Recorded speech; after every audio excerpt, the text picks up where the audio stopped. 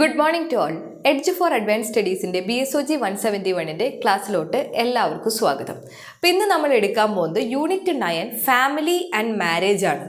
Very easy topics അല്ലേ? നമുക്കറിയാവുന്ന വളരെ നമ്മുടെ ക്ലോസ് ആയി നിൽക്കുന്ന രണ്ട് ടോപ്പിക്കുകളാണ്. ഈ സൊസൈറ്റിയിലെ ഏറ്റവും ഇമ്പോർട്ടൻ്റ് ആയ ഫണ്ടമെൻ്റലായ ഇൻസ്റ്റിറ്റ്യൂഷൻസ് ആണ് ഫാമിലിയും മാരേജും എന്ന് നമുക്കറിയാം. നമുക്ക് നമ്മുടെ കുടുംബവും ഇനി നമ്മളൊരു ഫാമിലിയുടെ പ്രൊഡക്റ്റാണ്, അറ്റ് ദ സെയിം ടൈം നമ്മളൊരു മാരേജിൻ്റെ പ്രൊഡക്റ്റാണ് അല്ലേ?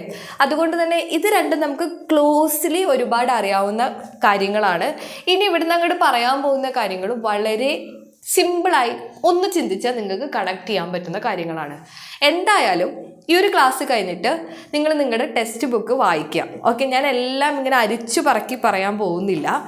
അപ്പോൾ ഇത് കഴിഞ്ഞ വശം ഒന്ന് ടെക്സ്റ്റ് ബുക്ക് വായിച്ചു കഴിഞ്ഞാൽ നിങ്ങൾക്ക് കൃത്യമായൊരു നോട്ട് ഉണ്ടാക്കാനുള്ളൊരു ഐഡിയ കിട്ടും. ഓക്കെ, അപ്പോൾ എന്താണ് family and marriage? Fundamental institutions of this society. ഒന്നല്ലെങ്കിൽ റീപ്രൊഡക്റ്റീവ് അല്ലെങ്കിൽ റീപ്രൊഡക്ഷൻ്റെ ഏജൻസികളാണ് ഇത് രണ്ടും അല്ലേ? ഇന്ന് നമ്മുടെ സൊസൈറ്റിയിലെ ഏറ്റവും വലിയ പ്രൊഡക്ഷൻ ഉണ്ടാവുന്നത് എവിടെയാണ്? ഡെഫിനറ്റ്ലി ഫാമിലിയിൽ നിന്നാണ്. അപ്പോൾ അതിൻ്റെ ഒരു മെയിൻ ഭാഗമാണ് ഫാമിലിയും മാരേജും. ഇന്ന് മാരേജിന് എത്ര പ്രസക്തി ഉണ്ടെന്ന് ചോദിച്ചാൽ ഐ ഡോണ്ട് നോ. ഇന്ന് ഫാമിലിക്ക് എത്ര പ്രസക്തി ഉണ്ടെന്ന് ചോദിച്ചാൽ നമുക്ക് പറയാൻ സാധിക്കില്ല. പ്രസക്തി ഉണ്ടോ എന്നതൊരു ചോദ്യമാണ്, ഇല്ലേ എന്നുള്ളതൊരു ചോദ്യമാണ്. സോ ഒരുപാട് വെസ്റ്റേൺ ഇൻഫ്ലുവൻസും എല്ലാം വന്നിട്ട് ഇന്ന് ഫാമിലിക്കും മാരേജിനും ഒരുപാട് മാറ്റങ്ങൾ സംഭവിച്ചിട്ടുണ്ട്.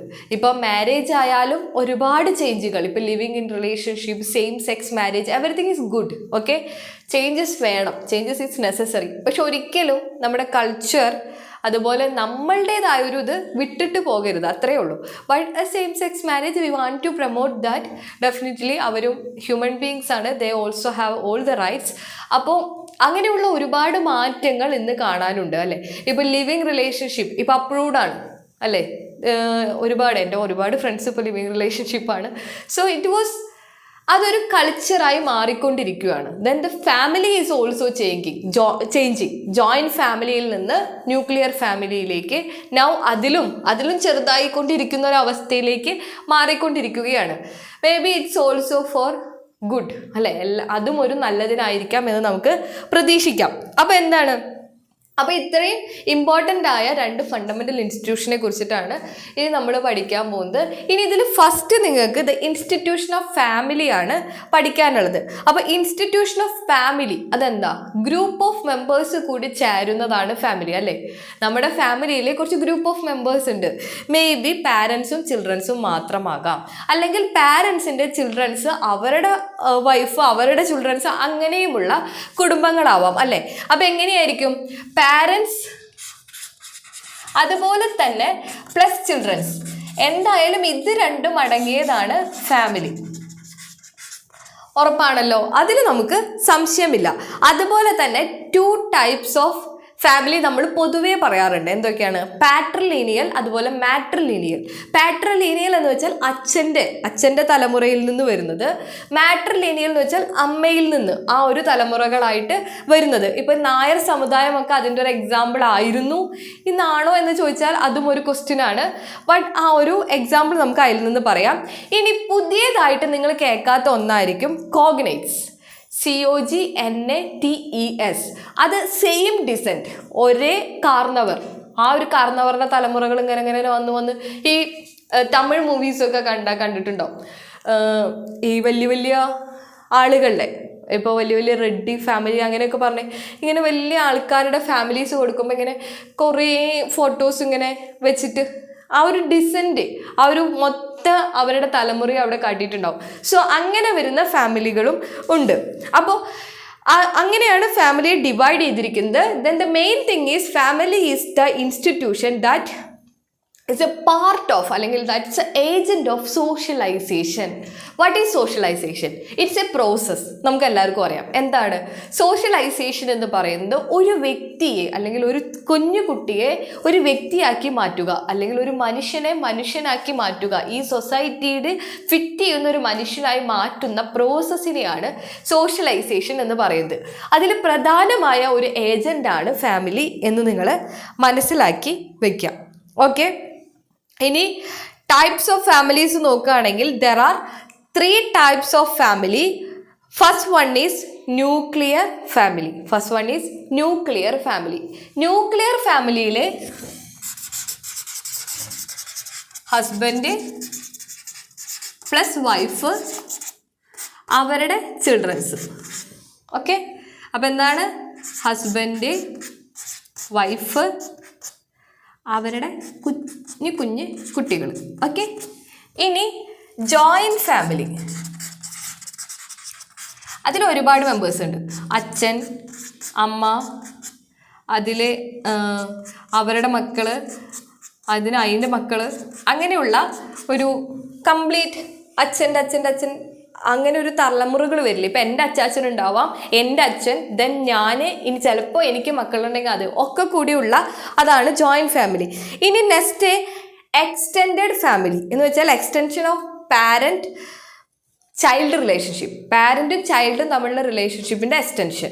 അതിൽ ചിലപ്പോൾ മാട്രിലീനിയൽ ആവാം, വെച്ചാൽ അമ്മയിൽ നിന്ന് മക്കൾ, മക്കളിൽ നിന്ന് മക്കൾ, അങ്ങനെയുള്ള എക്സ്റ്റൻഷൻ ആയിരിക്കും. എന്ന് വെച്ചാൽ അമ്മയിൽ നിന്ന് മകൾക്ക്, മകളിൽ നിന്ന് മകൾക്ക്, അങ്ങനെയുള്ള എക്സ്റ്റെൻഡഡ് ഫാമിലി. ദെൻ പാട്രിലിനിയൽ ആയിരിക്കാം, അച്ഛനിൽ നിന്ന് മകൻ, മകനിൽ നിന്ന് മകൻ്റെ മകൻ, അങ്ങനെയുള്ള എക്സ്റ്റൻഷൻ ആയിരിക്കാം. ഇനി ഹൊറിസോണ്ടലി എക്സ്റ്റെൻഡഡ്. ഈ ഹൊറിസോണ്ടലി എക്സ്റ്റെൻഡഡ് എന്ന് പറയുന്നത് ബ്രദേഴ്സിൽ നിന്ന് ബ്രദേഴ്സ് അങ്ങനെ പോയില്ലേ, അങ്ങനെയുള്ള എക്സ്റ്റൻഷൻ ആയിരിക്കാം. So these are the 3 types of family. അപ്പോൾ ഫാമിലി എന്താണ്? ഗ്രൂപ്പ് ഓഫ് പീപ്പിൾസ് ആണ്. പാരൻസും ചിൽഡ്രൻസും അടങ്ങിയിരിക്കുന്ന ഒരു ഗ്രൂപ്പ് ഓഫ് പീപ്പിൾസ് ആണ്. ഇത് പാട്രിലിനിയൽ, മാട്രിലിനിയൽ, കോഗ്നേറ്റ്സ് അങ്ങനെ ഉത്ഭവിച്ചു വരുന്നതാണ്. ഇനി ടൈപ്സ് ഓഫ് ഫാമിലി എന്ന് പറയുമ്പോൾ nuclear family, joint family, extended family. Extended family 3 types ഉണ്ട്. Matrilineal extension, patrilineal extension, fraternal extension or horizontal extension. Okay, അപ്പോൾ ഇത്രയാണ് ഈ ഒരു ടൈപ്സ് ഓഫ് ഫാമിലിയിൽ വരുന്നത്. ഇനി ഹിന്ദു ജോയിൻറ്റ് ഫാമിലിയെ കുറിച്ചിട്ടാണ് നെക്സ്റ്റ് പറയുന്നത്. According to MS Gore, the joint family consist of man and his wife and their adult sons.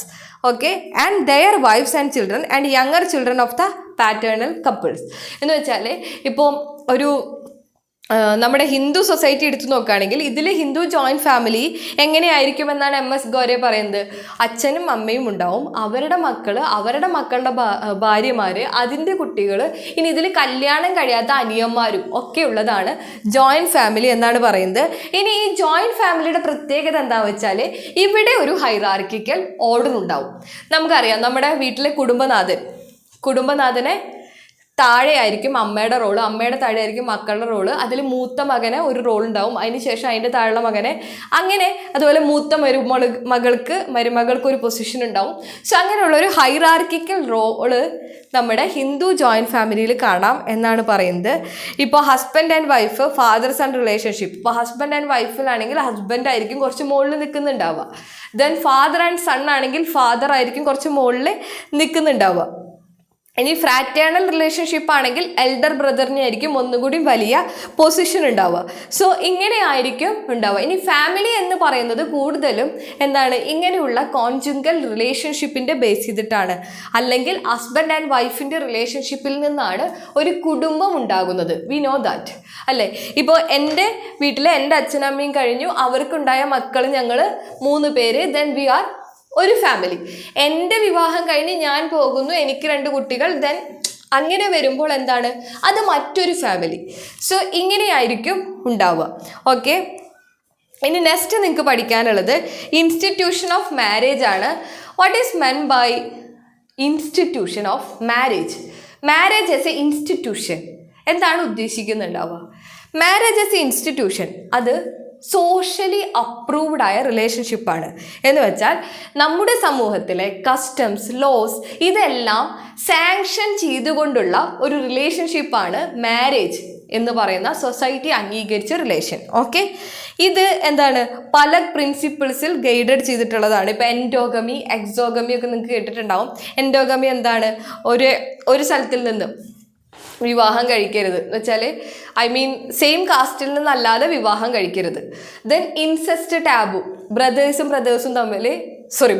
സിസ്റ്ററും തമ്മിൽ വിവാഹം കഴിക്കരുത്. സോ അങ്ങനെയുള്ള കാര്യങ്ങൾ നിങ്ങൾക്ക് അറിയാം. അതുപോലെ തന്നെ ഈ ഒരു മാരേജിൽ സൊസൈറ്റി അംഗീകരിച്ച വിവാഹത്തിൽ കുട്ടികൾ ഉണ്ടാകുമ്പോൾ മാത്രമാണ് അത് ലെജിറ്റിമേറ്റ് ഉണ്ടാകുന്നത്. എന്ന് വെച്ചാൽ നിയമാനുസൃതമായി he have all the rights. പക്ഷേ അതല്ലാത്തൊരു റിലേഷൻഷിപ്പിൽ കുട്ടി ഉണ്ടാവുകയാണെങ്കിൽ അത് ഇല്ലെജിറ്റിമേറ്റ് സണ്ണാണ്, ഒരിക്കലും നിയമപരമായി അംഗീകരിക്കുന്ന പുത്രനല്ല എന്ന് പറയുന്നു. ഇനി ഇപ്പോൾ മുസ്ലിം കമ്മ്യൂണിറ്റിയിലൊക്കെ മാരേജ് എന്ന് പറയുന്നത് ഇസ്ലാം ബുക്കായ സുന്ന എന്ന് പറഞ്ഞാൽ എന്ന് വെച്ചാൽ ഒരു ഇസ്ലാം മത പുസ്തകമാണ്, അതിൻ്റെ അനുസരിച്ചിട്ടുള്ള റൂൾസ് ആൻഡ് റെഗുലേഷൻസ് നോക്കിയിട്ടാണ് അവർ കീപ്പ് ചെയ്യുന്നത്. സോ അതുപോലെ നിങ്ങൾ നോർത്ത് ഇന്ത്യൻ വിവാഹങ്ങൾ കണ്ടിട്ടുണ്ടാവും. നോർത്ത് ഇന്ത്യൻ വിവാഹങ്ങളിൽ എന്താണ്, അവരുടെ വിവാഹത്തിൻ്റെ അന്ന് അവർ 7 പ്രോമിസ് ചെയ്യും, 7 വൗസ് ചെയ്യും, അത് ഫോളോ ചെയ്യണം. അങ്ങനെ ഡിവൈൻലി കണക്കാക്കപ്പെടുന്ന ഒന്നാണ് മാരേജ്. ശരിക്കും സാക്രഡ് ആയ ഒരു തിങ് ആയിട്ടാണ് നമ്മുടെ ഇന്ത്യൻ സൊസൈറ്റിയിൽ മാരേജിനെ കണക്കാക്കുന്നത്. ഓക്കെ, ഇനി ഇന്ത്യയിലെ മാരേജിൻ്റെ ഒരു ഏജ് എന്ന് പറയുന്നത് കുറേ കാലങ്ങളായിട്ട് പല പല നിയമങ്ങൾ മാറി മാറി വന്ന ഒരു സംഭവമാണ്. ഇന്ന് നമുക്കറിയാം 21 വയസ്സ് ആൺകുട്ടിക്കും 18 വയസ്സ് പെൺകുട്ടിക്കും വേണം എന്നുള്ള ഒരു രീതിക്കായിരുന്നു ഇന്നത്തെ ഇത്. ഇനി ഇതിനു മുമ്പ് ചൈൽഡ് മാരേജ് ഇല്ലാതാക്കിയിട്ടുണ്ട് 1929. അതുപോലെ തന്നെ ഒരു 1978 കാലഘട്ടങ്ങളിലൊക്കെ എന്താണ് 18 വയസ്സ് പെൺകുട്ടിക്ക് വേണം, അതുപോലെ 21 വയസ്സ് വേണമെന്ന് ഫിക്സ് ചെയ്തിട്ടുണ്ട്. സോ അങ്ങനെയുള്ള വ്യത്യാസങ്ങൾ അതിൽ വന്നിട്ടുണ്ട്. ഇനി ഫോംസ് ഓഫ് മാരേജ് എന്ന് പറയുന്നത് ജസ്റ്റ് ഒന്ന് ആ ഒരു പ്രാചീന കാലത്തേക്ക് പോവാം. ഇപ്പം നിങ്ങൾ കണ്ടിട്ടുണ്ടാവും പല കിങ്സിനും ഒരുപാട് വൈഫുമാരുള്ളത്. നേരെ തിരിച്ച് കാണാൻ ബുദ്ധിമുട്ടാണ്. ബട്ട് ഇൻ മഹാഭാരതം നമ്മൾ പാഞ്ചാലിക്ക് 5 ഹസ്ബൻഡ്സ് ഉള്ളതും കണ്ടിട്ടുണ്ട്. സോ അങ്ങനെയുള്ള മാരേജുകളൊക്കെ പ്രിവെയിൽ ചെയ്തിരുന്നു എന്ന് മനസ്സിൽ വെക്കാം. അപ്പോൾ ഡിഫറെൻറ്റ് ടൈപ്സ് ഓഫ് മാരേജസ് ഉണ്ട്. അതിലൊന്നാണ് മോണോഗമി എന്ന് പറയുന്നത് പുരുഷൻ സ്ത്രീയും ഒരൊറ്റ തവണ വിവാഹം കഴിക്കാം. Okay, man to woman at a time, ഒരൊറ്റ തവണ ഒരൊറ്റ സ്ത്രീയും പുരുഷനും. There is no other marriage, ഒരു സെക്കൻഡ് മാരേജ് തേർഡ് മാരേജ് ഒന്നുമില്ല. ഒരു പുരുഷൻ ഒരു സ്ത്രീ, ഒരു സ്ത്രീക്ക് ഒരു പുരുഷൻ, ദാറ്റ് ഈസ് മോണോഗമി. ഇത് ഹിന്ദു മാരേജ് ആക്ട് പ്രകാരം 1955 എല്ലാ ഹിന്ദുസും മോണോഗമി മാത്രം പ്രിവെയിൽ ചെയ്യാൻ പാടുള്ളൂ, ഫോളോ ചെയ്യാൻ പാടുള്ളൂ എന്ന് പറഞ്ഞിട്ടുണ്ട്. അതുപോലെ തന്നെ സിഖ്, ജൈനിസ മതം, ബുദ്ധിസം ഇവരെല്ലാവരും എന്താണ് മോണോഗമി മാത്രമേ ഫോളോ ചെയ്യാവൂ എന്ന് നിയമം വന്നിട്ടുണ്ട്. പക്ഷേ അങ്ങനെ വന്നിട്ടും പല കിങ്സ് ആൻഡ് ക്യൂൻസ് ഇങ്ങനെ എക്സ്ട്രാ മാരേജ് ഒക്കെ ഉണ്ടാവാറുണ്ട്. ബട്ട് ഇങ്ങനെയാണ് main. Then the next is polygyny എന്ന് പറയുന്നത് ഇസ്ലാം മതത്തിലൊക്കെ നമുക്കത് കാണാം. മുസ്ലിം മതം, ഇസ്ലാം മതത്തിലൊക്കെ കാണാം. ഒന്നിൽ കൂടുതൽ ഭാര്യമാരെ പുരുഷനെ ആകാം എന്നുള്ളൊരിത്. ഇന്ന് അതിന് വളരെയധികം മാറ്റങ്ങൾ വന്നിട്ടുണ്ട്. കൂടുതലും മുസ്ലിംസ് നല്ല റിച്ച് ആയിട്ടുള്ള പവർഫുൾ ആയിട്ടുള്ള ആൾക്കാർക്കൊക്കെ ഒന്നിൽ കൂടുതൽ ഭാര്യമാരെ നിങ്ങൾക്ക് കാണാൻ സാധിക്കും. ഇനി പോളിജീനി എന്ന് പറയുന്നത് അപ്പം നമ്മൾ ആദ്യം എന്ത് പറഞ്ഞു, മോണോഗമി പറഞ്ഞു, നൗ പോളിജീനി പറഞ്ഞു, നൗ ഇൻ പോളിയാൻഡ്രി എന്ന് പറയുന്നത് നേരെ ഓപ്പോസിറ്റ്. എന്താണ്, സ്ത്രീകൾക്ക് ഒന്നിൽ കൂടുതൽ ഹസ്ബൻഡ്സിനെ വിവാഹം കഴിക്കാം അറ്റ് എ ടൈം. എന്ന് വെച്ചാൽ ഒരു ഹസ്ബൻഡ് മരിച്ചിട്ട് മറ്റൊരെണ്ണമല്ല, അറ്റ് എ ടൈം 5 പേരുടെ കൂടെ ജീവിക്കണം, പാഞ്ചാലിയിലെ പോലെ. അങ്ങനെയാണെങ്കിൽ ദാറ്റ്സ് നോട്ട് എ പ്രോബ്ലം എന്നാണ് പോളിയാൻഡ്രി എന്ന് പറഞ്ഞ മാരേജ് കൊണ്ട് ഉദ്ദേശിക്കുന്നത്. ഇപ്പോൾ ഈ ടോഡ ട്രൈബ്സിലൊക്കെ അങ്ങനെയുള്ള വിവാഹങ്ങൾ കാണാൻ സാധിക്കും എന്നാണ് പറയുന്നത്. അപ്പോൾ എന്താണ് മോണോഗമി, പോളിജീനി, പോളിയാൻഡ്രി ആണ് 3 types of marriages. Okay, one more time I will tell. Monogamy, polygyny, polyandry are the 3 types of marriages. One is ഒരേ ടൈം ഒരേ ഒരു ഹസ്ബൻഡ് മാത്രമുള്ളത്. മറ്റേത് ഒരേ സമയം പോളിജീനി എന്ന് പറയുന്നത് ഹസ്ബൻഡിനെ മൾട്ടിപ്പിൾ മാരേജ് കഴിക്കാം. ഇപ്പോൾ ഒരു ഭാര്യ ഉണ്ടെങ്കിലും പ്രശ്നമൊന്നുമില്ല, ഇനിയും കല്യാണം കഴിക്കാം, അങ്ങനെയുള്ളത്. ദെൻ നേരെ തിരിച്ച് പോളിയാൻഡ്രി എന്ന് പറയുന്നത് സ്ത്രീകൾക്ക് എത്ര വേണമെങ്കിലും വിവാഹം കഴിക്കാം. ഇത്രയും കാര്യങ്ങൾ ഓർക്കുക. മോണോഗമി എന്ന് പറയുന്നത് നിങ്ങളുടെയൊക്കെ അച്ഛനമ്മമാരോ നമുക്ക് സ്വന്തം വീട്ടിൽ കാണാൻ പറ്റും. ഇറ്റ്സ് കോമൺ ഇൻ ഇന്ത്യ, ഓരോ ഹസ്ബൻഡും ഒരു വൈഫും, ഇറ്റ്സ് കോമൺ. മറ്റുള്ള കേസുകൾ കുറച്ചും കൂടി റയറാണ്. പോളിജീനി നമുക്ക് പണ്ടത്തെ രാജാക്കന്മാരൊക്കെ എടുത്താൽ അറിയാം. ഇപ്പോൾ ജോധ അക്ബർ, അതുപോലെ ഇപ്പോൾ ഇത്രയും നമ്മൾ താജ്മഹൽ പണിത ഷാജഹാൻ, മുംതാസ് തേർഡ് ഭാര്യയായിരുന്നു ഷാജഹാൻ്റെ എന്നാണ് കേട്ടിട്ടുള്ളത്. അപ്പം അങ്ങനെയുള്ള രാജാക്കന്മാരെ എടുത്താൽ അറിയാം. പോളിയാൻഡ്രിക്ക് എക്സാമ്പിൾ പറയുമ്പോൾ എനിക്ക് മനസ്സിൽ വരുന്നത് പാഞ്ചാലിയാണ്. അപ്പം നിങ്ങളിങ്ങനെ ഓർത്താൽ മതി, പോളിയാൻഡ്രി, പാഞ്ചാലി, അങ്ങനെ ആ ഒരു ഇതിൽ ഓർത്ത് വെച്ചാൽ മതി. ഓക്കെ, ഇനി പ്രിവെയിലിംഗ് പാറ്റേൺസ് എന്നുകൊണ്ട് ഉദ്ദേശിക്കുന്നത് ഈ ഒരുപാട് ടൈപ്സ് ഓഫ് പാറ്റേൺസ് ഉണ്ട്. ഇപ്പോൾ സ്പൗസിനെ സെലക്ട് ചെയ്യാനുള്ള ഒരുപാട് ടൈപ്സ് ഓഫ് പാറ്റേൺസ് ഉണ്ട്. അതിനെ കുറിച്ചിട്ടാണ് ഇനി പറയുന്നത്. ഇപ്പം ഇന്നത്തെ ഒരു സാഹചര്യം നോക്കുവാണെങ്കിൽ ഒരുപാട് ചേഞ്ചസ് വന്നിട്ടുണ്ട്. ആളുകൾ മൈഗ്രേഷൻ നടത്തുന്നത് കൊണ്ട്, അതുപോലെ സൊസൈറ്റിയുടെ ഡെവലപ്മെൻറ്റ്, ഇൻഡസ്ട്രിയലൈസേഷൻ്റെ ഡെവലപ്മെൻറ്റ്, ഇതിൻ്റെയൊക്കെ കാരണം കൊണ്ട് ഒരുപാട് മാറ്റങ്ങൾ വന്നിട്ടുണ്ട് എന്ന് പറയുന്നു. ഇപ്പോൾ മാരേജസ് മുമ്പൊക്കെ എൽഡർലി ആയിട്ടുള്ള പീപ്പിൾസ്, ഇപ്പോൾ അച്ഛനും അമ്മയും ഫിക്സ് ചെയ്ത ഒരാളെ മകൾ വിവാഹം കഴിക്കുക അല്ലെങ്കിൽ മകൻ വിവാഹം കഴിക്കുക, അങ്ങനെ ഒരു സിറ്റുവേഷൻ ആയിരുന്നു. ഇന്ന് അതിന് ഒരുപാട് മാറ്റങ്ങൾ വന്നിട്ടുണ്ട്. സോ ഇങ്ങനെയുള്ള ഒരുപാട് മാറ്റങ്ങൾ വന്നിട്ടുണ്ടെന്ന് മനസ്സിലാക്കി വെക്കുക. ഇനി ഒരു സ്പൗസിനെ സെലക്ട് ചെയ്യുന്ന കുറച്ച് പാറ്റേൺസ് ആണ് ഇനി പറയാനുള്ളത്. ഇന്ത്യയിൽ ജാതി വ്യവസ്ഥ ഹൈ ആയതുകൊണ്ട് തന്നെ പല രീതിയിലുള്ള സ്പൗസ് സെലക്ഷൻ ഉണ്ട്. ഇപ്പോൾ ഫസ്റ്റ് വൺ എൻഡോഗമി. ഞാൻ നേരത്തെ പറഞ്ഞതുപോലെ ഒരു കാസ്റ്റിൽ നിന്നല്ലാതെ മറ്റൊരു കാസ്റ്റിൽ നിന്ന് വിവാഹം കഴിക്കാൻ പാടില്ല. ഇപ്പോൾ ഞാൻ ഈഴവയാണെങ്കിൽ ഈഴവയിൽ നിന്ന് കെട്ടണം. അതുപോലെ ഇപ്പോൾ ചിലർ ആശ്ചര്യമാരായിരിക്കും, അപ്പോൾ ആശ്ചര്യമാരിൽ നിന്ന് തന്നെ കെട്ടണം. അങ്ങനെയുള്ളതിനാണ് എൻഡോഗമി എന്ന് പറയുന്നത്. മറ്റേത് ഹൈപ്പർഗമി. നെക്സ്റ്റ് ഹൈപ്പർഗമി എന്ന് പറയുന്നത് ഹസ്ബൻഡിൻ്റെ സ്റ്റേറ്റസ് എപ്പോഴും വൈഫിനേക്കാൾ ഉയർന്നു നിൽക്കണം. ഇപ്പോൾ ഹസ്ബൻഡ് ബ്രാഹ്മണായിരിക്കാം, വൈഫ് എന്ന് പറയുന്നത് ചിലപ്പോൾ ആശ്ചര്യമോ നായരോ അങ്ങനെയുള്ളതിൽ നിന്നായിരിക്കാം. അപ്പോൾ ആ ഒരു വ്യത്യാസം, ഹസ്ബൻഡിൻ്റെ സ്റ്റേറ്റസ് എപ്പോഴും വൈഫിനേക്കാൾ ഉയർന്നു നിൽക്കണം. That is hypergamy. ഇനി ഹൈപ്പോഗമി എന്ന് പറയുന്നത് എക്സ്ട്രീംലി ഓപ്പോസിറ്റ്. ഇപ്പോൾ ഹസ്ബൻഡിന് ഉയർന്നു നിൽക്കുന്ന സ്ഥാനത്ത് ഇവിടെ വൈഫ് കുറച്ച് ഉയർന്നു നിന്ന് ഹസ്ബൻഡ് താഴ്ന്നു നിൽക്കുന്ന ആ ഒരു type of marriage. Then exogamy എന്ന് വെച്ചാൽ ടു ടൈപ്സ് ഉണ്ട്. വൺ ഈസ് സഗോത്ര, മറ്റൊന്ന് സബിന്ദ. എന്ന് വെച്ചാൽ ചില ആളുകളെ വിവാഹം കഴിക്കരുത് എന്ന് പറയുന്നത്. ഇപ്പോൾ ഹിന്ദുസിലൊക്കെ 5 തലമുറ കഴിഞ്ഞിട്ടേ അതിൽ നിന്ന് ഒരാളെ വിവാഹം കഴിക്കാൻ പാടുള്ളൂ. അങ്ങനെ ഇപ്പം എൻ്റെ തലമുറയിൽ നിന്ന് 5 തലമുറ കഴിഞ്ഞിട്ടുള്ള റിലേഷൻഷിപ്പിൽ വിവാഹം കഴിക്കാൻ പാടുള്ളൂ. ബ്രദർ സിസ്റ്റർ വിവാഹം കഴിക്കാൻ പാടില്ല. അങ്ങനെയുള്ളത് ഇപ്പം സഗോത്ര എന്ന് പറയുന്നത് അതാണ്. സഗോത്ര എന്ന് പറയുന്ന എക്സോഗമി എന്ന് പറയുന്നത് കോമൺ ആയിട്ടുള്ള ആൻസെസ്റ്റർ, അതിൽ നിന്ന് ഉള്ള ഒരാളെയും വിവാഹം കഴിക്കാൻ പാടില്ല. ഇനി സബിന്ദ എന്ന് പറയുന്നത് ചില റിലേറ്റീവ്സിനെ വിവാഹം കഴിക്കാൻ പാടില്ല. ചില ആളുകളെ മാറ്റി നിർത്തപ്പെട്ടിട്ടുണ്ടാവും.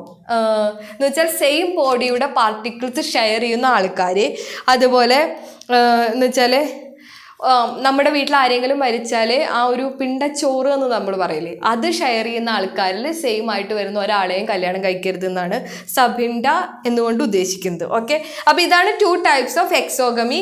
എന്താണ്, കുറച്ച് ചില ഡീസെൻറ്റിലുള്ള ആളുകളെ വിവാഹം കഴിക്കാതിരിക്കുന്നതിനെയാണ് എക്സോഗമി എന്ന് പറയുന്നത്. ഇനി എൻഡോഗമി നമുക്ക് കൃത്യമായിട്ട് ഇന്ത്യയിൽ ഏത് കാസ്റ്റ് എടുത്താലും നമുക്കത് കറക്റ്റായിട്ട് എക്സാമ്പിൾ പറയാൻ സാധിക്കും. ഇപ്പം നിങ്ങൾ ഭീഷ്മപർവം മൂവി കണ്ടപ്പോൾ അതിൽ ഫസ്റ്റ് ഒരു സീനുണ്ട്. എന്താണ്, മമ്മൂക്കയുടെ വീട്ടിൽ ഒരു സ്ത്രീയും മകളും കൂടി വന്നിട്ട് മകനെ കൊന്ന ഒരു കാര്യം പറയുന്നുണ്ട്. നമ്മുടെ കേരളത്തിൽ നടന്ന ഒരു ഇൻസിഡൻറ്റിനെ ആസ്പദമാക്കിയിട്ടാണ് ആ സീൻ എടുത്തേക്കുന്നതെന്നാണ് എനിക്ക് തോന്നിയത്. എന്താണ്, മകള് മറ്റൊരു ജാതിയിലുള്ള ആളെ കല്യാണം കഴിച്ചപ്പോൾ അവനെ വെട്ടിക്കൊന്ന ഒരു സിറ്റുവേഷൻ. അപ്പം അങ്ങനെ ഉള്ളത് എൻഡോഗമിയുടെ ഒരു ഭാഗമാണ്. ഇനി ഹൈപ്പോഗമി ഐ ഡോണ്ട് നോ, ഞാൻ അങ്ങനെ കേട്ടിട്ടില്ല. ഐ ഡോണ്ട് നോ, ഞാൻ ഒരു എക്സാമ്പിൾ പറയാൻ എനിക്കറിയില്ല. ഹൈപ്പോഗമി അങ്ങനെ ഉണ്ടായിട്ട് എനിക്കറിയില്ല. അപ്പോൾ എന്താണ്, ഹസ്ബൻഡ് കുറച്ച് ഹൈ ലെവലായിട്ടുള്ള ആളായിരിക്കും, വൈഫ് ലോ ക്ലാസ്സിൽ വരുന്നതായിരിക്കും. ദെൻ ഹൈപ്പോഗമി എന്ന് പറയുന്നത് വൈഫ് മുകളിലായിരിക്കും, ഹസ്ബൻഡ് താഴേക്കിടയിലുള്ള ആളായിരിക്കും എന്ന് പറയുന്നുണ്ട്. ദെൻ എക്സോഗമി നേരത്തെ പറഞ്ഞതുപോലെ. ഓക്കെ, ഇനി അറേഞ്ച്ഡ് മാരേജസ്. നമ്മുടെ ഇന്ത്യയിൽ ഏറ്റവും കൂടുതൽ കണ്ടിട്ടുള്ള ഒന്നാണ് അറേഞ്ച്ഡ് മാരേജസ്. അത് ബ്രേക്ക് ചെയ്ത് ഷാക്കൾ പൊട്ടിച്ച് വന്ന ആൾക്കാർ റിബല്ലസ് എന്നൊക്കെയാണ് ഇവിടെ പറയേണ്ടി വരിക. കാരണം പാരൻസിൻ്റെ ഇഷ്ടമല്ലാതെ വിവാഹം കഴിക്കുന്നത് ശരിയല്ല എന്ന് വിശ്വസിക്കുന്ന ആളാണ്. ദെൻ പാരൻസിൻ്റെ ഇഷ്ടം മാത്രമല്ല, നമ്മുടെ ഹോരോസ്കോപ്പ്, നമ്മുടെ ജാതകം നോക്കി ഫിക്സ് ചെയ്യണം, എന്നാൽ മാത്രമേ വിവാഹം നടക്കൂ. ജാതകം ഫിക്സ് ചെയ്തില്ലെങ്കിൽ എല്ലാം തകർന്നു പോയി എന്നുള്ളൊരു സിറ്റുവേഷനാണ്. സോ ആസ്ട്രോളജിക്കൽ കാൽക്കുലേഷൻ കറക്റ്റ് ആയില്ലെങ്കിൽ വിവാഹം പൊളിയും എന്നൊക്കെയാണ് പറഞ്ഞിട്ടുള്ളത്. I don't know how much it is true, എനിക്ക് അറിഞ്ഞുകൂടാ. അപ്പോൾ അങ്ങനെയാണ് അറേഞ്ച്ഡ് മാരേജ് നടത്തുക എന്ന് നമുക്കറിയാം. അതുപോലെ പേരൻസ് ആയിരിക്കും കൂടുതൽ അതിൽ ഭാഗമാകുന്നുണ്ടാവുക. ഇനി മാരേജ് റൈറ്റ്സ് ആണ് ഇനി നിങ്ങൾക്ക് പറയാനുള്ളത്. മാരേജ് റൈറ്റ്സ് ഇന്ത്യയിലെ ഒരു എന്താ പറയുക ഒരുപാട് അവകാശങ്ങളുള്ള ഒന്നാണ് മാരേജ് റൈറ്റ്സ്. ഓരോ കമ്മ്യൂണിറ്റിക്കും ഓരോന്നാണ്. ഇപ്പോൾ ഹിന്ദു കമ്മ്യൂണിറ്റിയിലാണെങ്കിൽ യൂണിയൻ ഓഫ് ലൈഫ് ആയിട്ടാണ് മാരേജിനെ കാണുന്നത്. എന്ന് വെച്ചാൽ അതിൽ ഒരുപാട് റൈറ്റ്സ് ഉണ്ട്. കന്യാദാൻ, പനിഗ്രഹണ, അഗ്നിപരിണയ, ലജ്ജാഹോമ, സപ്തപതി, ഇങ്ങനെ ഒരുപാട് റിച്വൽസ് നടത്തുന്നുണ്ട്. ഇപ്പം നിങ്ങൾ ഒരു ഹിന്ദു മാരേജ് കണ്ടാൽ താലി കെട്ടും, സിന്ദൂരം ചേർത്തും, ഇതൊക്കെ ഓരോ റിച്വൽസാണ്. അതുപോലെ ഹോമത്തിൻ്റെ ചുറ്റും ഹോമകുണ്ടത്തിന് ചുറ്റും വലം വയ്ക്കും. കന്യാദാനം, മകളെ അച്ഛൻ കൈപിടിച്ച് ഏൽപ്പിക്കുന്നതിനെയാണ് കന്യാദാനം എന്ന് പറയുക. അപ്പോൾ അങ്ങനെയുള്ള കുറേ റിച്വൽസ് നടക്കുന്നുണ്ട്. ഇനി ഇതേ സമയം തന്നെ ജൈന കമ്മ്യൂണിറ്റി, സിഖ് കമ്മ്യൂണിറ്റിയിലും പല രീതിയിൽ വേറെ ഹിന്ദുസിൻ്റെ തന്നെ ഒരു വ്യത്യസ്തമായ രീതിയിൽ റിച്വൽസ് നടത്തുന്ന കമ്മ്യൂണിറ്റിയാണ്. ഇതിൽ സിഖിലെ ബ്രൈഡൽ ഗ്രൂപ്പ് 4 തവണ ഹോളി ബുക്കിന് ചുറ്റും വലം വയ്ക്കണം എന്നാണ് പറയുന്നത്.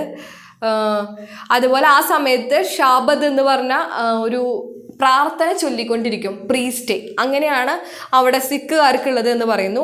മുസ്ലിം മാരേജ് ഒന്നും കൂടി കോൺട്രാക്റ്റ് എന്ന് വെച്ചാൽ മോർ ഓഫ് എ കോൺട്രാക്റ്റ് ആണ്, ഒരു ടൈപ്പ് ഓഫ് കോൺട്രാക്റ്റ് ആണ് മുസ്ലിം മാരേജ് ആയിട്ട് കണക്കാക്കപ്പെടുന്നത്. അവർ ഞാൻ പറഞ്ഞ പോലെ അവർ നിക്കാഹ് നടത്തുന്നു. നിക്കാഹാണ് കംപ്ലീറ്റ് ആയിട്ടുള്ള കാര്യമായിട്ട് അവർ കണക്കാക്കപ്പെടുന്നത്. ഒരു ഫോർമൽ ഡോക്യുമെൻറ്റ്സ് അവർ സൈൻ ചെയ്യും. അങ്ങനെയൊക്കെയാണ്. ക്രിസ്ത്യൻസ് ആണെങ്കിൽ ചർച്ചിലാണ് നടത്തുക. മനസ്സമ്മതം എന്ന് പറഞ്ഞൊരു റിച്വൽ ഫോളോ ചെയ്തിട്ടായിരിക്കും. ക്രിസ്ത്യൻസിന് താലി ഉണ്ടാവും.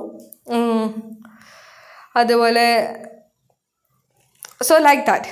താലി എന്ന് വെച്ചാൽ കുരിശിൻ്റെ ഒരു ചെയിൻ അവർക്ക് കെട്ടിക്കൊടുക്കും. ഹിന്ദു സൊസൈറ്റിയിലാണെങ്കിൽ നമ്മൾ പല ദൈവങ്ങളെ വെച്ചിട്ടോ പേര് വെച്ചിട്ടൊക്കെ ഇന്ന് താലികൾ കെട്ടുന്നുണ്ട്. സോ ലോട്ട് ഓഫ് റിച്വൽസ് ഉണ്ട് മാരേജിനെ ബേസ് ചെയ്തിട്ട്. നിങ്ങൾക്ക് അറിയാവുന്ന റിച്വൽസൊക്കെ ഒന്ന് എഴുതി വെച്ചാൽ മതി, നത്തിങ് മോർ.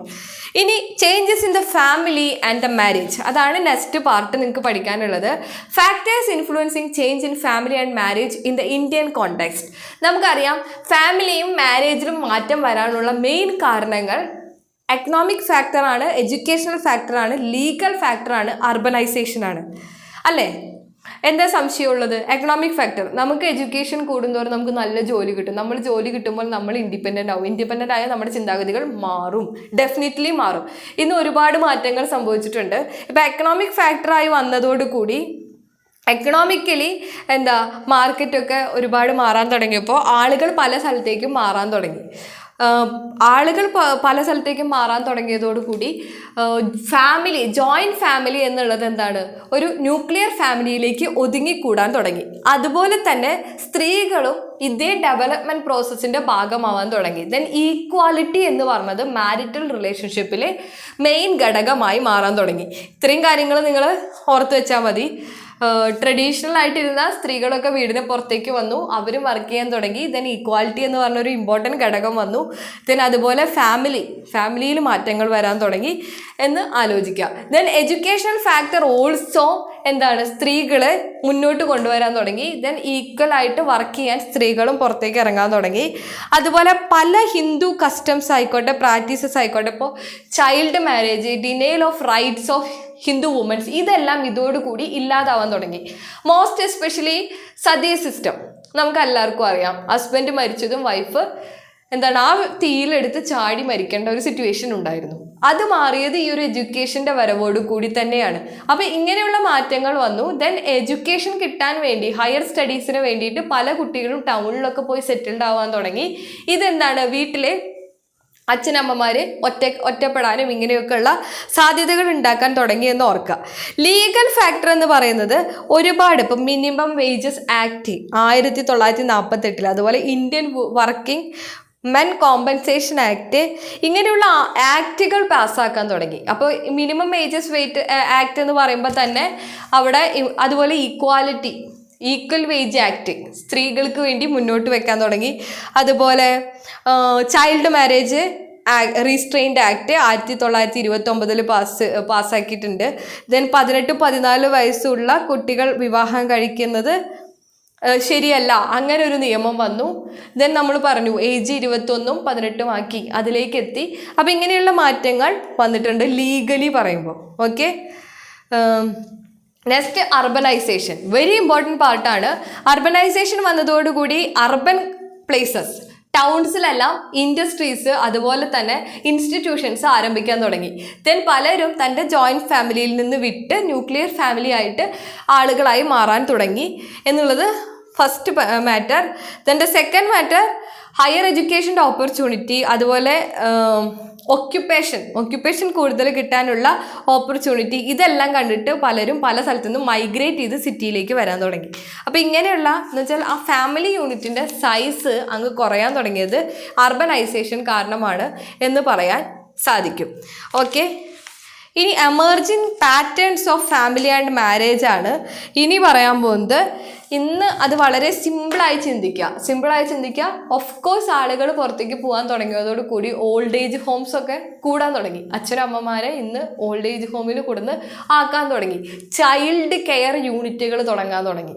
കുട്ടികളെ ചിൽഡ്രൻസ് ഹോമുകളിലൊക്കെ കൊണ്ടുപോയി ആക്കി വിദേശത്ത് പോയി ജോലി ചെയ്യുന്ന അച്ഛനമ്മമാർ തുടങ്ങി. അതുപോലെ മാരേജിൽ വന്ന ചേഞ്ച് എന്ന് പറയുമ്പോൾ സെൽഫായി ഡിസൈഡ് ചെയ്ത് വിവാഹം കഴിക്കുന്ന ഒരു ഇതിലേക്ക് വന്നു. അതുപോലെ ഇൻ്റർ കാസ്റ്റ് മാരേജുകൾ വരാൻ തുടങ്ങി. പാരൻസിൻ്റെ സമ്മതത്തിലൂടെ തന്നെ അറേഞ്ച് മാരേജ് നടത്താൻ തുടങ്ങി, അല്ലെങ്കിൽ പാരൻസിൻ്റെ സമ്മതത്തോടു കൂടി ലവ് മാരേജ് നടത്താൻ തുടങ്ങി, ലവ് അറേഞ്ച്ഡ് മാരേജ് നടത്താൻ തുടങ്ങി. ഇങ്ങനെയുള്ള ഒരുപാട് മാറ്റങ്ങൾ കാണാം. നൗ സെയിം സെക്സ് മാരേജും നമുക്ക് കാണാൻ സാധിക്കാൻ തുടങ്ങി. അപ്പോൾ ഇങ്ങനെയുള്ള മാറ്റങ്ങളൊക്കെ നിങ്ങൾക്ക് എഴുതാൻ പറ്റും. അതുപോലെ സ്ത്രീകൾ പുറത്തു പോയി ജോലി ചെയ്യാൻ തുടങ്ങി. Then at the same time അപ്പോൾ സ്ത്രീയും പുരുഷനും ഒരുമിച്ച് വർക്ക് ചെയ്യാൻ തുടങ്ങി കുടുംബത്തിൽ. അപ്പോൾ വീട്ടിൽ നിന്ന് ഭാര്യയും ഭർത്താവും പുറത്ത് പോകുന്നു. അങ്ങനെയുള്ളൊരു ഫാമിലിയും ഇന്ന് നമുക്ക് കാണാൻ സാധിക്കും. അപ്പോൾ ഇത്രയും കാര്യങ്ങളെ ഈ ബുക്കിലുള്ളൂ. നിങ്ങളൊന്ന് നന്നായി വായിക്കുക ടെക്സ്റ്റ് ബുക്ക്. അപ്പോൾ സ്റ്റഡി വെൽ. ഇതിൽ കുറച്ച് ടേംസ് ആണ് നിങ്ങൾക്ക് നോക്കാനുള്ളത്. എന്താണ്? മോണോഗമി, പോളിജീനി, പോളിയാൻഡ്രി, അതുപോലെ എൻഡോഗമി, എക്സോഗമി, ഹൈപ്പർഗമി, ഹൈപ്പോഗമി. ഇത്രയും കാര്യങ്ങൾ ഈ ടേംസ് ഒന്ന് നോട്ട് ചെയ്ത് വെച്ചാൽ മതി. വേറെ ടെൻഷൻസോ ഒന്നുമില്ലാത്തൊരു യൂണിറ്റാണ്. കാരണം നിങ്ങൾക്ക് എഴുതാൻ സാധിക്കും വളരെ സിമ്പിളായിട്ട്. ഓക്കെ, അപ്പോൾ study well. That's all about today. Thank you.